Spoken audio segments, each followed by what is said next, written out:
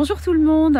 Alors je suis sortie de mon confinement pour juste une petite mission que je me suis donnée, c'est d'aller rencontrer le régisseur du domaine Vincent Girardin à Meursault.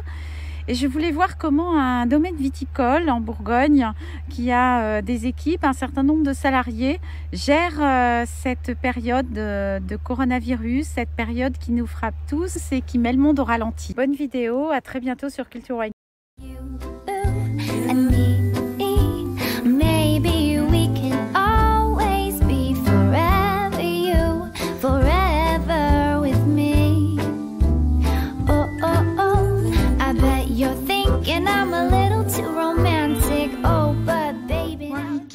J'ai choisi de t'interviewer dans ton rôle de régisseur du domaine Vincent Girardin à Meursault pour voir justement comment ça se traduit sur le terrain, cette période à laquelle on est confronté, cette période de coronavirus. Bon, on est en plein labour de printemps, on est en même temps sur le pliage des baguettes, la réparation de tout le système de palissage.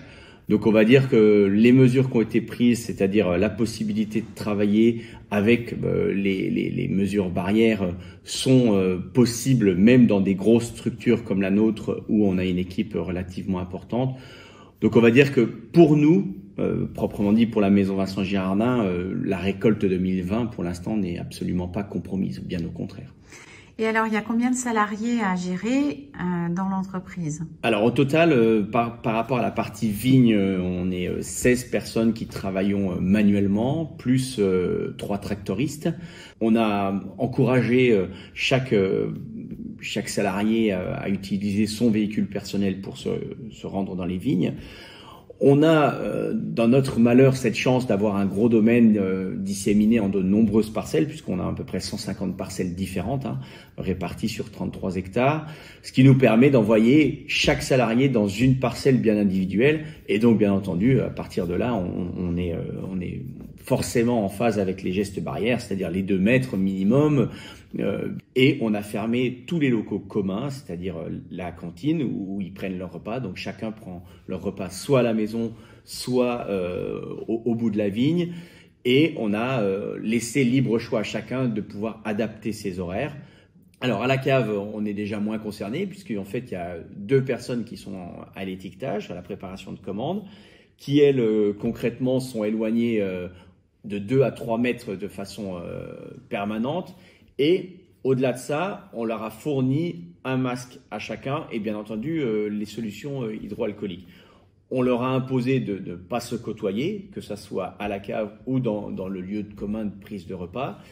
On a aussi suffisamment d'ustensiles pour pouvoir prendre leur repas et ne pas utiliser le même matériel. Les cavistes, pareil, ils sont dans une phase où on est en train de faire des soutirages pour préparer les vins à la mise en bouteille pour les vins de l'été.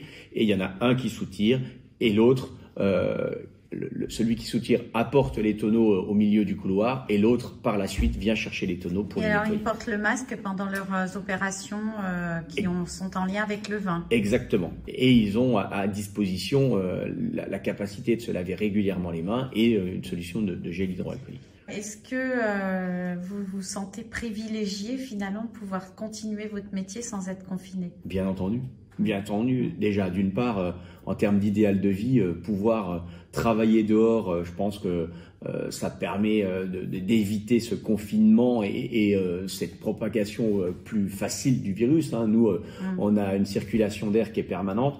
On profite du soleil, donc moralement, on sait très bien l'influence que ça peut avoir sur la nature humaine. Mais oui, clairement, on se sent vraiment privilégié par rapport à bien d'autres de nos amis de la société ou collègues.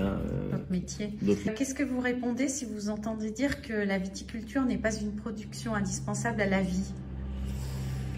Alors, elle n'est effectivement pas forcément indispensable à la vie. Ça reste quand même un produit de luxe et non de première nécessité.